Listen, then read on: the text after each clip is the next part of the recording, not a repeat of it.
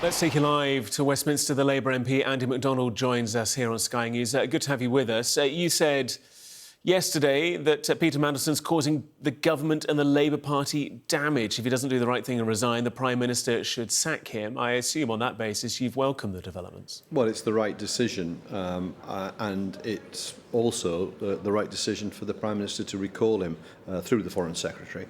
But he's eventually got to the right position. I don't know what was known yesterday. That's my difficulty. Obviously, the Prime Minister was standing by Peter Mandelson yesterday and expressing his confidence in him.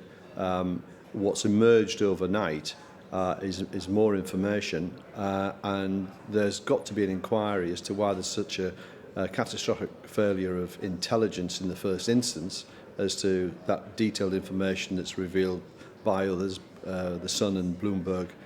We've seen those details, but more broadly about the appointment process as well.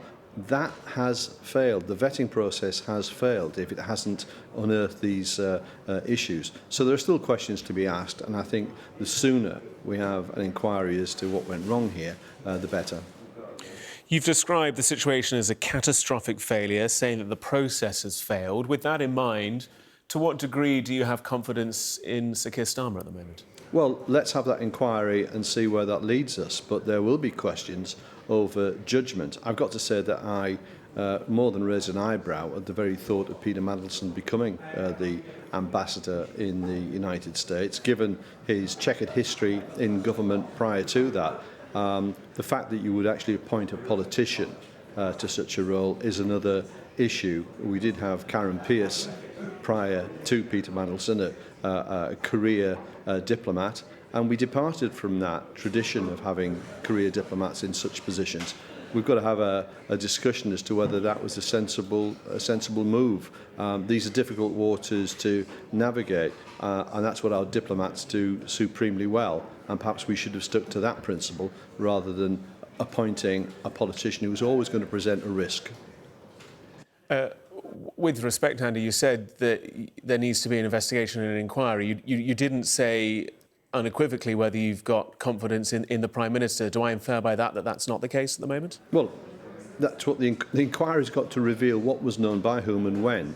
And if we can get that information, we can form a judgment. But it doesn't look good that the Prime Minister came to the dispatch box yesterday seemingly possessed of information that led him to express confidence in Peter Mandelson, and then some few hours later, to have information that took him to a completely different conclusion. That's a worry. And the question arises: is it as to the lack of information, lack of evidence, or is it a judgment call that's gone appallingly wrong? And that we don't know. In your post on X, you talked about the situation causing the government and the Labour Party further damage. You won't need me to remind you that there's 10 to 15%, depending on which poll you take, between you and Reform at the moment, and Reform are leading that.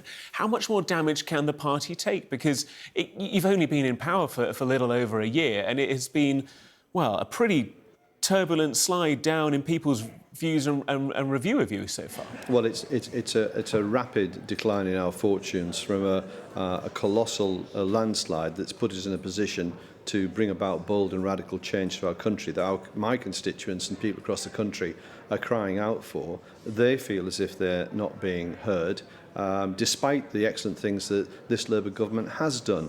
Opposite the National Health Service, bringing waiting lists down, the Employment Rights Bill, improving workers' rights and protections, free school meals, nursery places, and so on, bringing industrial disputes to an end. All of these things have impacted people directly, but they're not feeling it, and what they're looking at are the debacles around winter fuel allowance, WASPI, and welfare rights.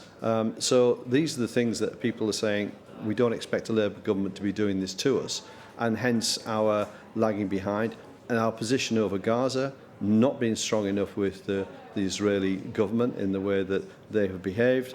These things mount up, and collectively they amount to a huge amount of disappointment and people looking elsewhere, be that to reform or to a more progressive alliance of parties, but we are narrowing our vote and narrowing the capacity within the Labour Party currently, and we've got to arrest that. And that's hugely important. That's why I think we should be having a very open and honest conversation through the Deputy Leadership campaign. Labour MP Andy McDonald joining us live from Westminster. Appreciated. Thank you.